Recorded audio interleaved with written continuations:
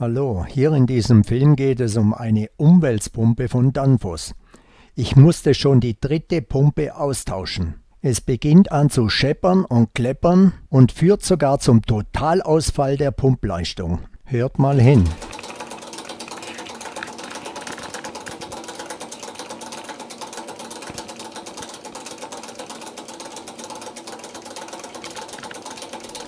Bei allen drei Pumpen genau das gleiche.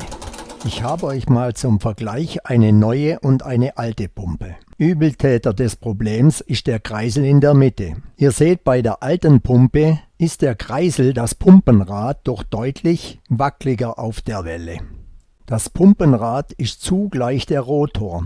Also im Pumpenrad ist ein Dauermagnet verbaut. Der Riesenvorteil darin besteht, dass zwischen Motor und Rotor keine Welle ist.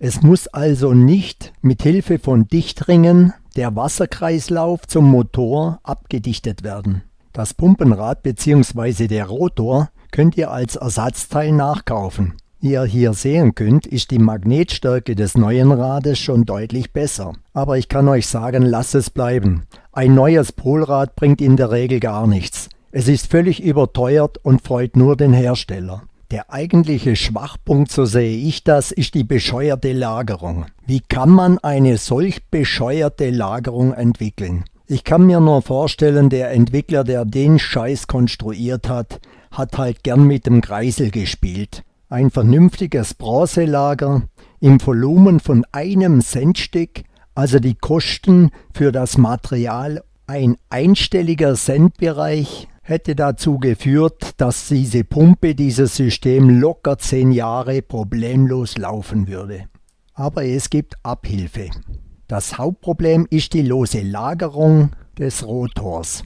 Ich habe verschiedene Materialien ausprobiert und siehe da, diese 4 Quadratmillimeter große Aderendhülse passt annähernd perfekt. Das weiche Kupfer der Aderendhülse lässt sich recht gut auf die Welle raufklopfen und passt sich somit dem Kegel recht gut an. Aber Vorsicht, die Aderendhülse darf nicht zu weit vorstehen, sonst klemmt der Rotor und läuft recht herb. Aber auf die richtige Länge zugeschnitten, klappt es wunderbar. Und siehe da, der Rotor hat deutlich weniger Luft auf der Welle.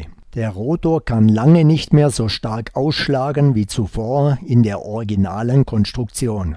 Aber hört selber, es ist tatsächlich deutlich besser geworden.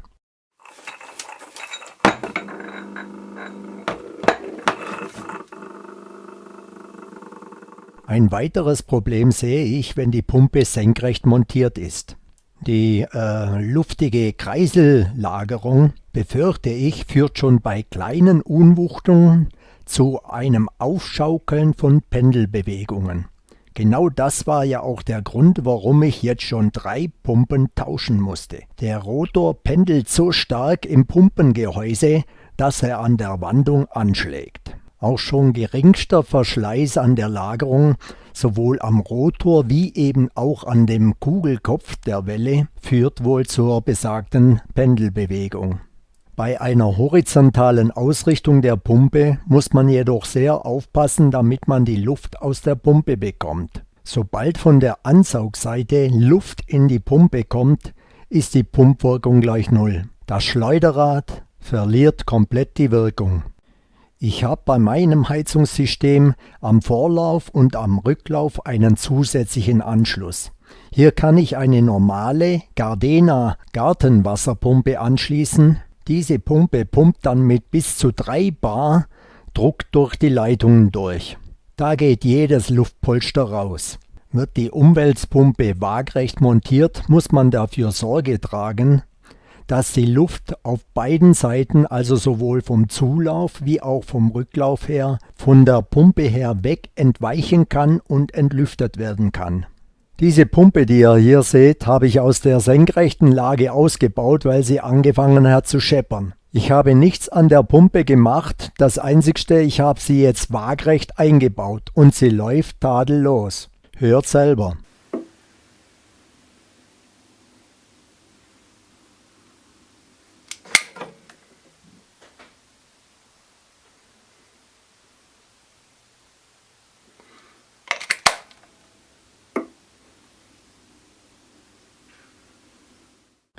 Das ist die Pumpe, die ich mit 4 mm Quadrat Ader-Endhülse bearbeitet habe. Sie läuft jetzt schon über 6 Wochen in meinem Kreislauf von meinen Sonnenkollektoren und ich bin recht zuversichtlich, dass sie noch sehr lange laufen wird.